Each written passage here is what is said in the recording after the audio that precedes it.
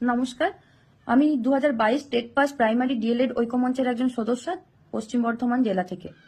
আমরা জানি আমাদের পর্ষদ সভাপতি মহাশয় কয়েকদিন আগে জানিয়েছেন 6 মাসের মধ্যে নতুন টেট হবে এবং সেই টেটের পূর্বেই আমাদের নিয়োগ দেওয়া হবে, কিন্তু এখনো পর্যন্ত এরকম কোনো কিছুই আমরা দেখতে পেলাম না। তাই আমাদের ঐক্যমঞ্চ আগামী 26শে নভেম্বর শিয়ালদা থেকে ধর্মতলা এক মিছিলের আয়োজন করেছে। আমার সকল সহযোদ্ধাদের কাছে আমার একটাই অনুরোধ, আর কেউ বাড়িতে বসে থাকবেন না, সকলে বেরিয়ে আসুন এবং আমাদের যে দাবি 50,000 ভ্যাকেন্সি সহ আমাদের দ্রুত নোটিফিকেশনের দাবি তা তুলে ধরুন। কারণ আমাদের এই দাবি আজ নয়তো আর কোনোদিন না। আজ যদি আমরা না এই দাবি তুলে ধরতে পারি, হয়তো নোটিশ আসবে কিন্তু ভ্যাকেন্সি আসবে না, আর ভ্যাকেন্সি না এলে আমাদের স্বপ্ন অধরাই থেকে যাবে। আমরা কিন্তু সবাই চাকরি পাবো না, আমাদের চাকরি সুনিশ্চিত হবে না।